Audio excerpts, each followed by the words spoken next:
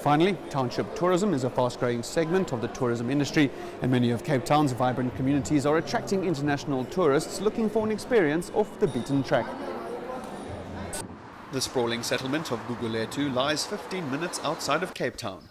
A hub of 200,000 people, unemployment rate close to 40% and high crime levels. Gugulethu is not a typical destination for tourists. However, despite the odds, it is fast becoming an alternative attraction for local and international visitors. Well, in essence, township tourism, started off quite a few years ago, and it has evolved substantially. And I think, even as a name, we really have to rethink, what we call township tourism, because I really feel that, we are marginalizing community tourism. And for me, township tourism is really about taking visitors and allowing visitors to get into the hearts and homes of communities, and that is the essence of tourism. But often the danger, by labeling a kind of tourism in such a way, we really also prevent people from experiencing the diversity of more communities. One of Gugulethu's biggest tourist attractions is Mzoli's Meat Palace. This butchery and restaurant employs 45 staff, and a typical weekend service feeds South Africans from all walks of life, as well as visitors from Cape Town's biggest tourist destinations, the United Kingdom, Germany and Holland. You always look at what's missing within your community, because our main focus is to develop the economy of Gugulethu, and then the whole marketing strategies. We had to come up to put a plan in place, how better can we bring people from all walks of life together. And then the strategy that we've put in place has really worked for us. That's where we are today. Now in its 10th operational year, Mzoli's is riding on an international trend embracing so-called community tourism. And those working at the crest of the wave hope that the arrival of more visitors will mean greater investment in the infrastructure and services of these previously disadvantaged areas.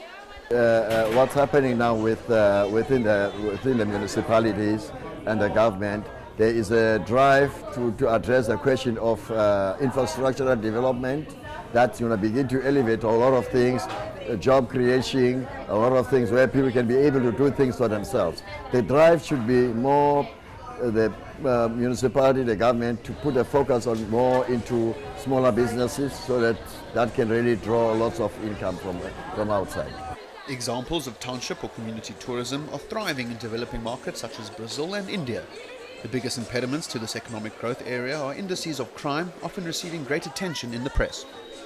I think there's an incredible opportunity around growth within community and responsible tourism in South Africa. We can really own responsible community-based tourism and really allow visitors to meet the real people of this wonderful country. There is a negative connotation with township tourism often that needs to be dispelled. You'll find that most of the tourists goes to town and stays in town. When they want to come to the township, and then township is always marked red. It's not, you don't want to go there. It's very dangerous. Liziwe's Guest House is a 5-star accommodation and conference facility in Gugulethu. Despite the negativity that surrounds township travel, owner Donald Kubeka says there are visitors looking for an authentic community experience. If the people from Europe touring South Africa, they always like to come in the township, because when they come to the township, it's where they feel the Africanism, and they also want to know as well, since we had this black government, is it better?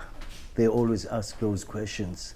Secondly, if these people from Europe always coming to the township, that also creates job. There's some incredible experiences, and the other thing is we've really got to look as the next phase of township tourism, or as I would prefer it to be called, community tourism, is to take people off the bus and put them on bicycles, put them in the streets of the communities, work with community guides to really slow things down a little bit and allow for real deep conversations to take place. The rise of township tourism in Gugulethu is evident also in the rise of events such as the Gugulethu Wine Festival. The true success of this industry will be in the government's ability to dispel negative connotations around these